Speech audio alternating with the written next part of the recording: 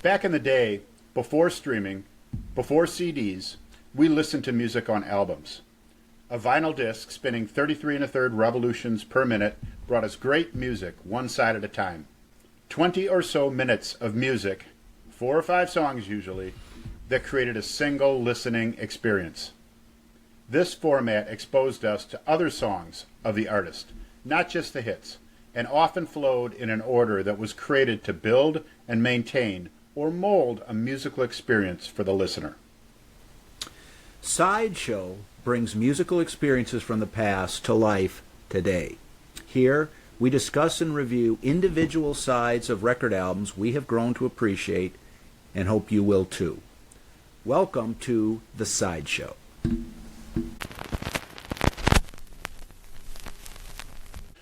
So Mike, what are you going to bring to the table today? Well, the side that I'm bringing is side 2 from Pink Floyd's Meddle album from 1971. And side 2 of Meddle has a single track. It's 23 and a half minutes long, called Echoes. Pink Floyd is one of our favorite bands. Mark and I have been listening to Pink Floyd going back to junior high school with Dark Side of the Moon. In high school, we started to delve a little deeper into the band's all of their more of their recordings, and the Meddle album, in my judgment, is where the early Pink Floyd, where they really took a while to kind of figure out what they were going to be in the long haul, and Meddle is the album where it really all kind of came together. One of the, and afterwards, they became one of the biggest bands in the world and stayed that way for a long time, and would be regarded by most people as being one of the major bands from the classic rock era. But when they started, the Pink Floyd originally formed in 1965 in England. Most of the members were from Cambridge, England, and the unequivocal leader of the band at that time was named Roger Barrett, better known as Syd Barrett. And Syd Barrett, it would take multiple podcasts to be able to truly encapsulate just Syd Barrett and his role in the band and in music and in mid-60s London. But he was a unique character. He was a combination, whimsically poetic minstrel and sort of zonked madcap with a loud electric guitar.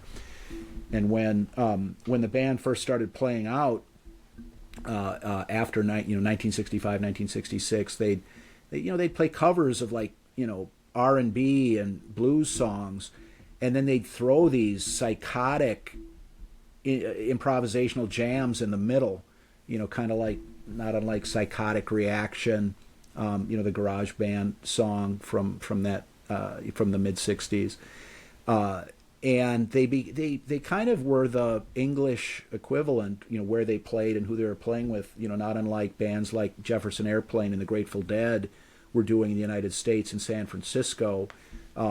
Pink Floyd was doing similar type things in London in the mid 60s, and their first album, which was released in 1967, was dominated by Syd Barrett's influence, and it was unlike anything that they did after that.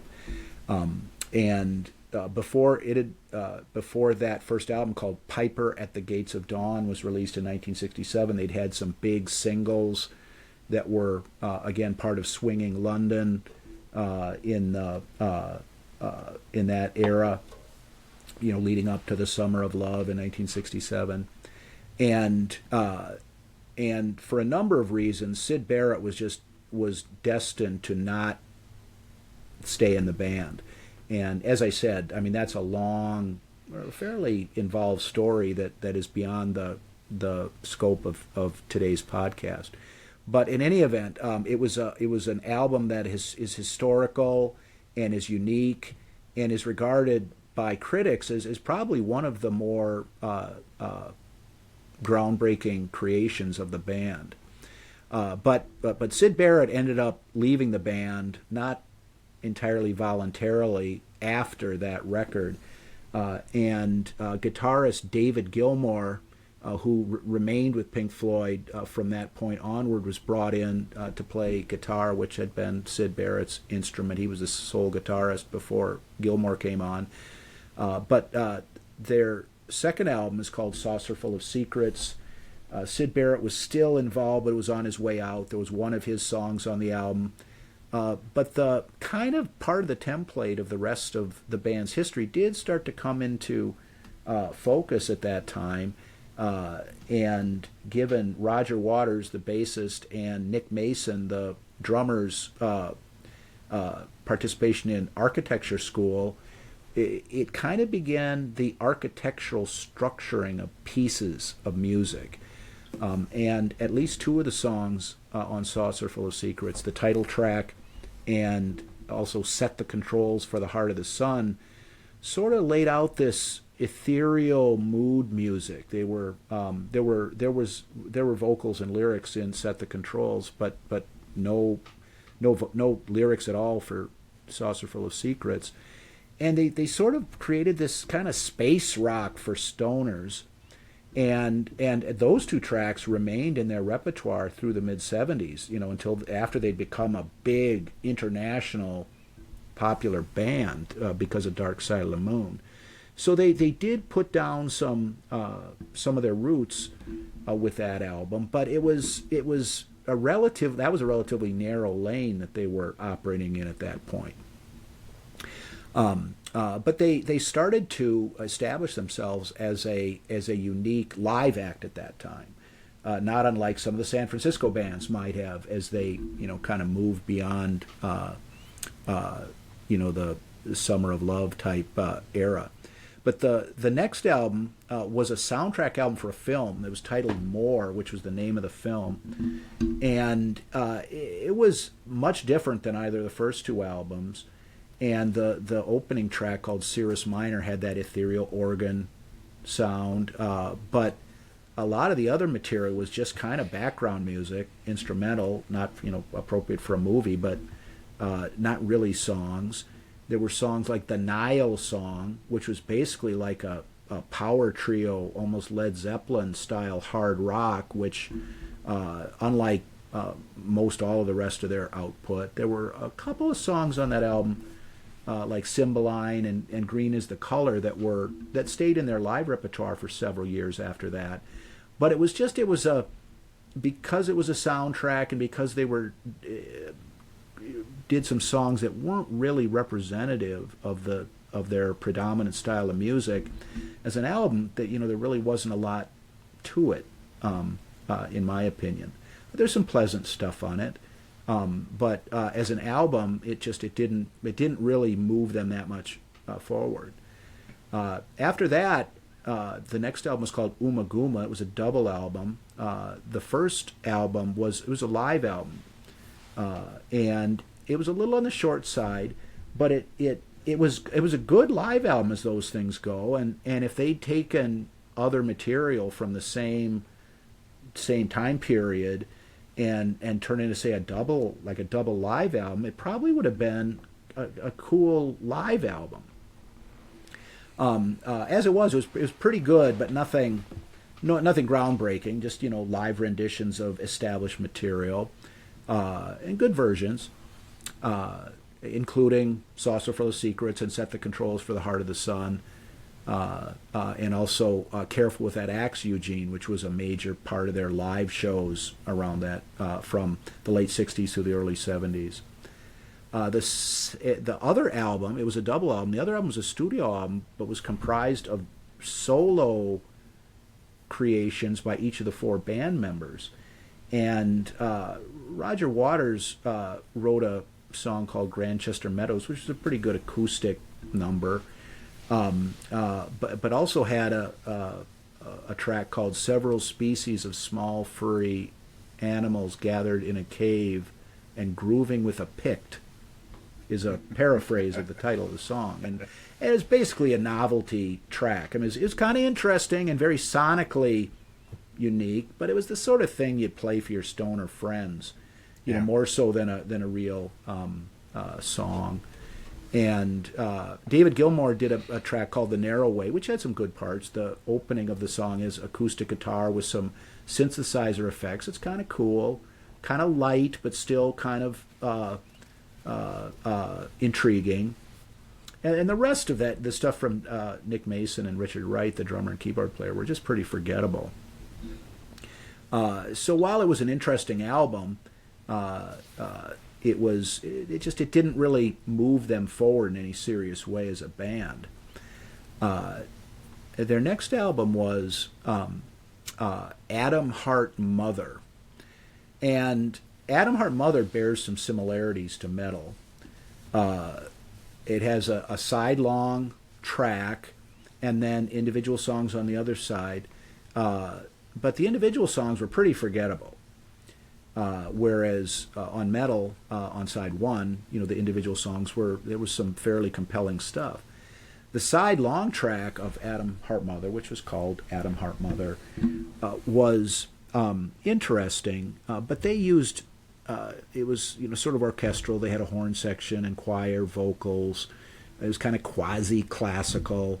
And while it was probably interesting and perhaps thought to be innovative at the time, listening to it now, it's just not that good, really.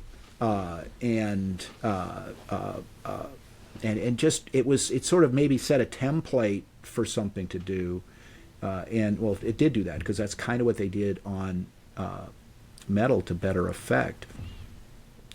But it was a number one in the UK in 1970. So Atom Heart Mother was big, and the band toured behind it extensively in both Europe and the United States. And a lot of video from that era is available on the Pink Floyd Early Years box set, which covers a lot of material from the formation of the band through right before Dark Side of the Moon came out. And after Atom Heart Mother, Pink Floyd was sort of kind of floundering around for a style, or for what are we going to do? And because basically they were at a point where that nothing they'd done had really satisfied them. And Meddle, and particularly Echoes, the side long track on side two of Meddle, is where and a lot of people, this wasn't something that I came up with, but a lot of people look at that as where the band really put everything together. Pink Floyd was known for their artwork, starting with the second album. A man named Storm Thorgerson, who ran a company called Hypnosis, had done the artwork for their albums, and he did the artwork for Meddle. As it so happened, Pink Floyd was touring in the Far East at the time that in the latter part of 1971 when the album came out, and so they were like doing it by phone as to what the album cover would be, and there was some disagreement initially between the Hypnosis people and the band members, and they ended up agreeing on what is actually a very appropriate image given the lyrics of Echoes. It's a very bluish. I don't have a copy of the album with me right now, but it's a sort of an aquatic blue color, and you can see the shape of an ear if you look carefully. But it's beneath some water, and there's some concentric circle ripples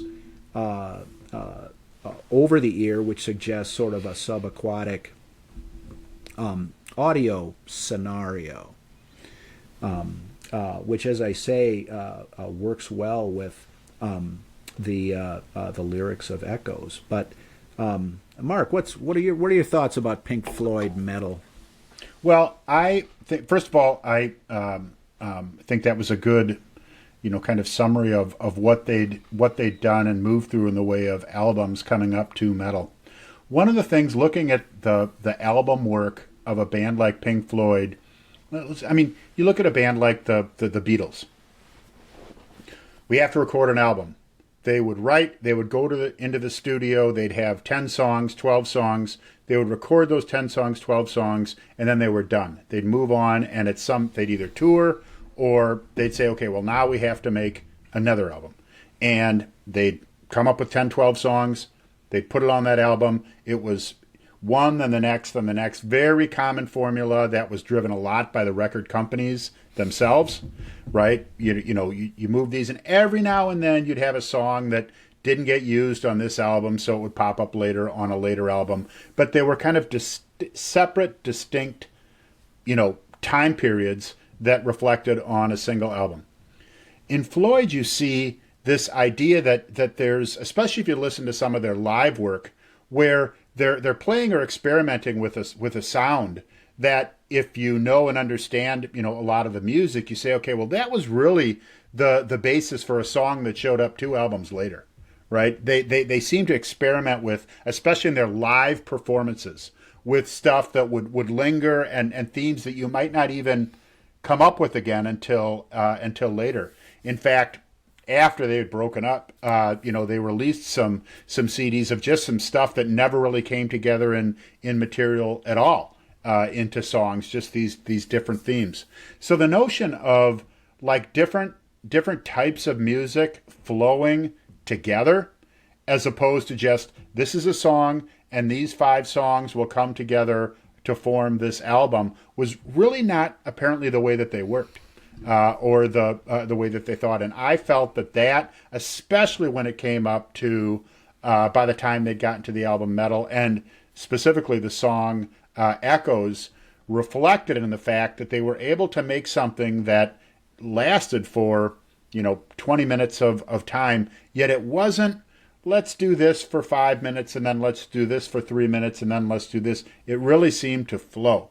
That ability to weave together the different music that they were dealing with was very obvious on their early albums, and it also in their later albums, when they moved much more to more of a concept type albums where the music could flow from one to the end, retaining a concept like that. And Meddle really was that turning point.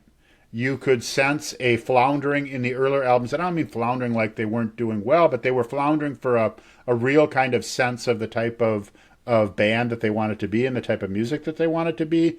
That was a clearly pivotal point, because after Meddle, I mean, it is just incredible success in making music and releasing albums that flowed from the what they were able to do on Meddle, and which is why I think it's a very appropriate album and side for you to dig into today. Well, and the method that apparently was used to create what became Echoes was, they just showed up at the studio and just said, let's just start diddling around, and anything we come up with, we'll record it, and then we'll come back to it later. And apparently there were like 25 or some different bits that monkeying around. They'd come up with a riff, or they'd come up with a chord, or come up with something, and they'd put it in. And they called apparently in the studio these individual bits of music that they would come up with. They called nothings. And so they came up with like about 25 of these, and eventually Roger Waters and Nick Mason kind of took these things and sort of structured them. They framed the material not unlike an architectural draft. And then Wright's Keyboards came in and sort of added coloring. And that left David Gilmour, the guitarist, as the primary soloist, and he would, really take the colors and add depth and sort of draw the picture as to what the song was really going to become. And that's kind of a trite way of describing it, but it was kind of like that. And when and as they continued to use these bits of material called nothings to put them together, they'd come up with newer versions. And when they first started to play early versions of Echoes, it was called The Return of the Son of Nothing. And it came from those nothings. There's nothing, yeah. Then there's the son of nothing, and then there's the return of, kind of like the, yeah. Son of Frankenstein and whatnot. Movie sequels. Yeah, and another big difference between the Atom Heart Mother project is Echoes was just a band. There weren't. It could be played, drums, bass, keyboards, guitar. Now, there was some synthesizers and studio effects that were in there, but it wasn't. They didn't need to bring outside musicians in. They didn't need to bring horn players and choir singers or anything like that. It was all created by the band and was something that translated pretty well to live performance. And Roger Waters wrote the lyrics, and it was originally going to have sort of a space, sort of an astral theme. And when he talks about people meeting eventually, it was intended to be the joining of celestial bodies, and it was determined that was that was just not what he was looking for, and so the original motif, so to speak, lyrically was aquatic. And the song starts with a single note that I think originally came from a grand piano, but the studio effects make it sound kind of like an underwater sonar ping, like a ship looking for a submarine. This ping, and that's all you hear is this repeating ping. But then Wright comes in with some more kind of a building, very quiet, very calm organ pattern to start to flesh things out a little bit. And then Gilmour comes in playing stuff not unlike the very beginning of the first part of Shine On You Crazy Diamond, where it's just, this guitar is coming in, but it's not dominating, it's just coming in. Then the bass comes in, and Waters starts to kind of add a little bottom end, and then the drums. And so then suddenly the song is playing, and the lyrics start, and it's the overhead, the albatross, and it sort of starts the aquatic motif, and it's talking about deep beneath the rolling waves and labyrinths of coral caves, and everything is green and submarine. I mean, you're underwater, and the music is consistent with that, and it's slower, but it's got some heft to it, and then the second set of lyrics, or the second verse is, no one showed us the land and no one knows the wheres or whys, but something stirs and something tries and starts to climb toward the light. And so you've got this imagery has created this, there's something, some life down at the bottom of the ocean, and it's coming out of its cave, and it's coming to the surface. But then, and the lyrics continue, and you get into the strangers passing in the street, by chance two separate glances meet. And so it's switched from, life forming and coming to the surface to here we are walking the earth and we're alienated from each other. And, that makes it sound a little starker contrast than it really is, because it kind of works when you listen to the song. But that was going to be, alienation and people's inability to communicate with each other and whatnot is certainly something that was going to be on Roger Waters' mind in terms of the lyrics he was going to be writing in the future. And so it really is a I think a sign of why this is a turning point for Pink Floyd. And then the first set of the vocals kind of comes to an end when they sing, no one, and it's Roger Waters isn't singing, it's harmony vocals with David Gilmour and Richard Wright, but they conclude with "No one flies around the sun," and there was this repeating riff, guitar riff played by Gilmour and then sort of also by Waters at the same time, that has some oomph to it, and it leads to a David Gilmour guitar solo, relatively conventional, and not unlike the sort of stuff you'd hear on Wish You Were Here, like Shine On You Crazy Diamond, but with the whole band is into it. And it's sort of the first time you really hear the sort of modern David Gilmour effects-laden, sustained notes lead guitar solo. Although not as spectacular as some of his later ones, but the it kind of the song then the singing is done for the time being, and it segues into sort of this Floyd funky syncopation, not unlike what you'd hear later in songs like Money or Have a Cigar. Sort of like, middle class English boys try to play funk kind of thing.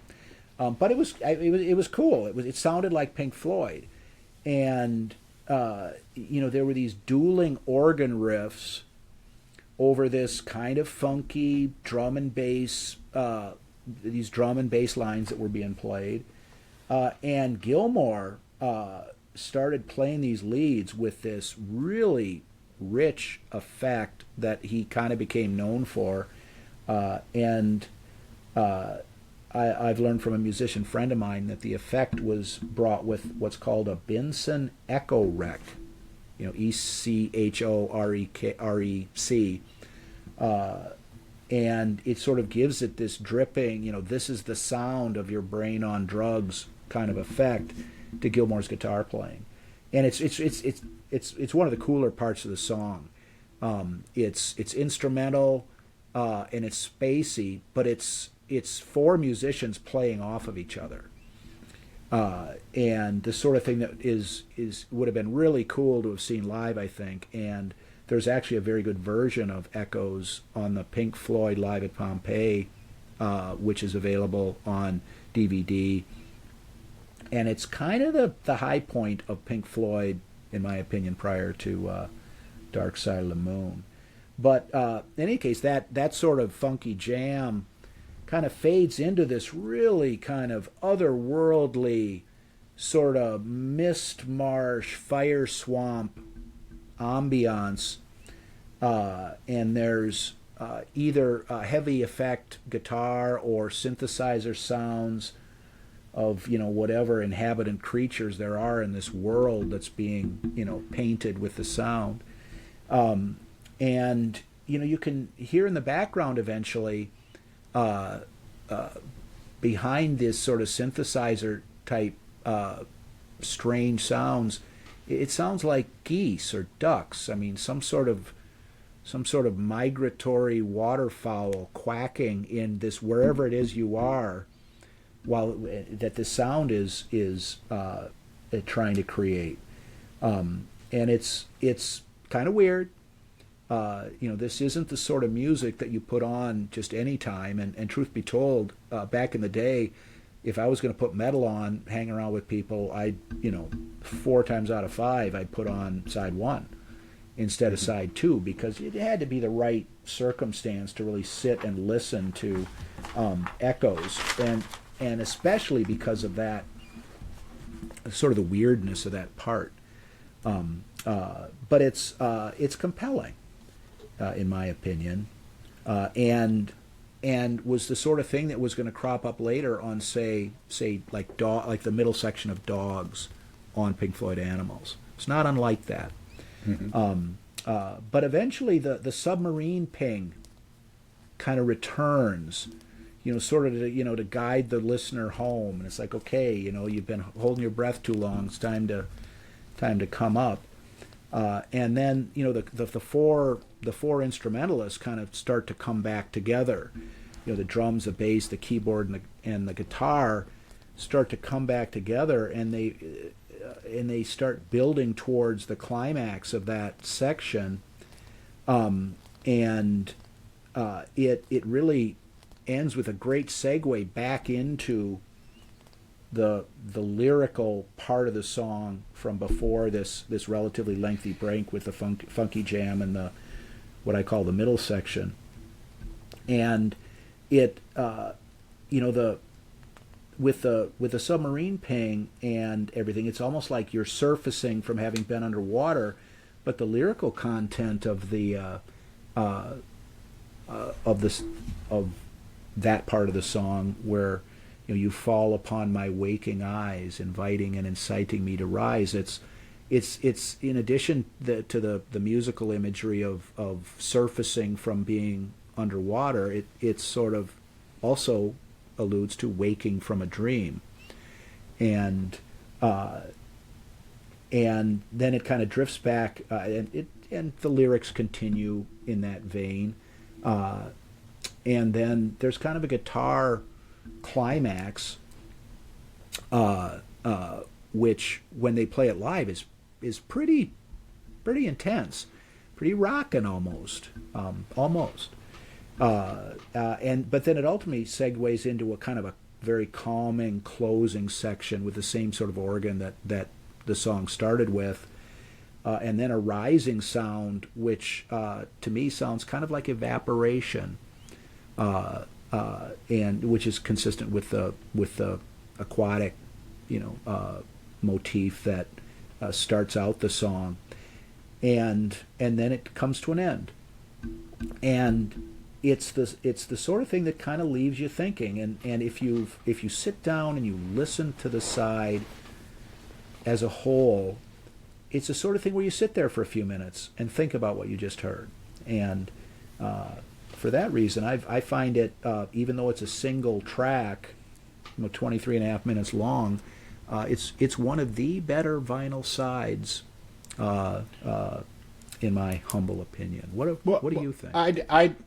I'd really have to agree, and one of the things about it, there's a number of bands put out, side length songs. Some of them very good, some of them not so good, but a lot of them you can really break them down into distinct songs, not distinct sections, but distinct songs that they just basically pushed together, and they did some form of transition from one to the next, and it doesn't work as well as Echoes does.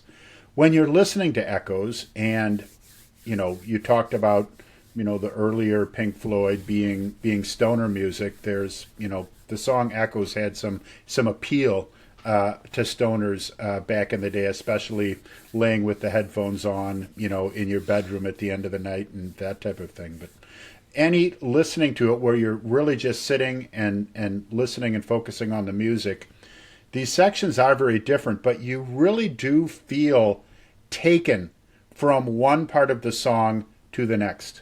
You talked about the early part of the song where we've got this underwater sensation that and lyrical part that moves into this jazz funk. You feel like, where is this taking me now? That's the sense that's going through your mind as you're moving from one section to the next, and that funky part moves into this what I'll call a scarier middle section, and literally thinking, where are we going now? Because it's not one part stops and the next part starts. They do a very good job of bringing you into each of these sections, which is why this particular very lengthy song really does feel more like a single song than what you'll sometimes hear is, this is kind of a bunch of different songs that were just put together, 3 or 4 different musical experiences that they put together in a single song. So it takes you through a number of different emotions and feelings, and does wrap you back around in the beginning to a feeling that was very similar to when it started. And I think some wonderful lyrics that bring up thoughts of the sun coming up in the morning, and the ambassadors of morning coming through the window in the wall. It just really interesting lyrics that kind of rest you down at the end, like they brought you out of this place and then set you back down. To your point, be in a position where you want to just kind of think about it for a minute, about everything that you went through. So I share your enthusiasm and like of this particular song and this particular side. Well, and on side one, two of the songs, One of These Days and Fearless, are regarded as some of Pink Floyd's better offerings, pre Dark Side of the Moon. And the song Pillow of Winds is a very pleasant acoustic song. The last two songs on side one, Saint Tropez and Seamus, and people that are familiar with Pink Floyd will know well about those songs, but they're just not up to the standard, and they're just not up to the standard. Yeah. And there's and that's not to say that, not stylistically, like quality. Yeah. It's an important album, in my opinion, in the evolution of Pink Floyd, and I think that the key to that is Echoes. And in between Meddle and Dark Side of the Moon, Pink Floyd recorded another soundtrack album, which I believe called Obscured by Clouds, which I believe is vastly superior to more their earlier soundtrack, because it had more conventional songs and the songs were better. It wasn't representative of Pink Floyd for the most part. There were some, the instrumental Obscured by Clouds, and then the second track, which I can't remember the title of off the top of my head, another instrumental. Those were more representative of Pink Floyd. But I've read at least one music critic that said that on Echoes, they really did a better job of achieving a cinematic mood than on any of their actual soundtrack albums. Mm-hmm. And I think that's true. And it's almost like, it's not just like having a pop song on in the background or any kind of song on in the background. It's almost like having mood music, but that you've got to pay attention to, mm-hmm. if you're really going to get your money's worth out of the experience, which is sort of what they were looking for with their later albums. Their concept albums, Dark Side of the Moon, Wish You Were Here, Animals, and The Wall. And so they it really kind of set the table for what they were going to do later. And those four albums, all four of them achieved massive success. Dark Side of the Moon in particular, and then The Wall. But anyone who is even latently interested in Pink Floyd should check it out. Yes, I would wholeheartedly agree.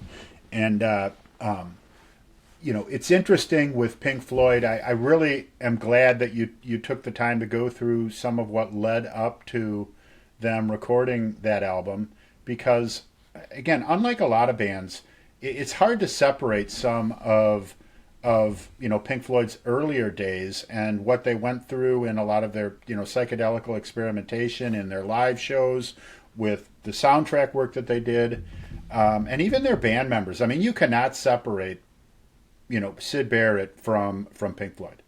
In fact, it really came up in Wish You Were Here as a big theme of the album.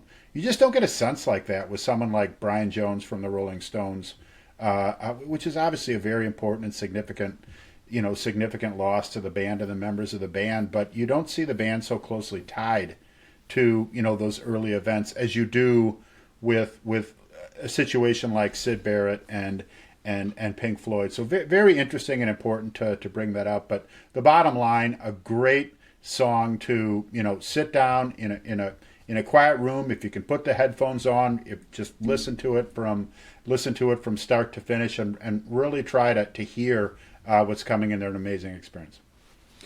The and and you're absolutely right about the fact that Pink Floyd was never really able to get out from under the shadow of Syd Barrett, and not to delve too deeply into it, but I mean Syd Barrett sort of flamed out in part because of excessive drug use, LSD use, and probably there was some underlying mental illness there that may not have manifested itself in the way that it did if Barrett had not been so excessive in his drug use.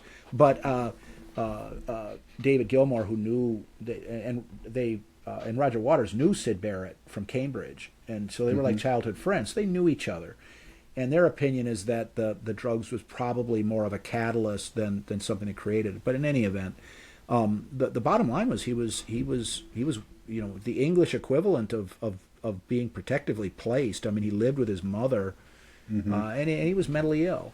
And his condition was managed to the point where he could live happily. But I mean, his days of being part of the real world ended, when he left Pink Floyd. And the Dark Side of the Moon, I mean, is clearly an album about people being driven to madness. That's what it's about. And Wish You Were Here is obviously, that was dedicated to his memory. The song Shine On You Crazy Diamond is explicitly about Syd Barrett. And but they were able to do something with that was vastly different from the sort of music that Syd Barrett created, and put it into the context of the real world. And what happened to Syd Barrett ultimately after he left the band was he hid in his shell, and he just Yes. he voluntarily he was more the real world was just not what he was interested in, and being just living in his own mind with his own thoughts was preferable to him.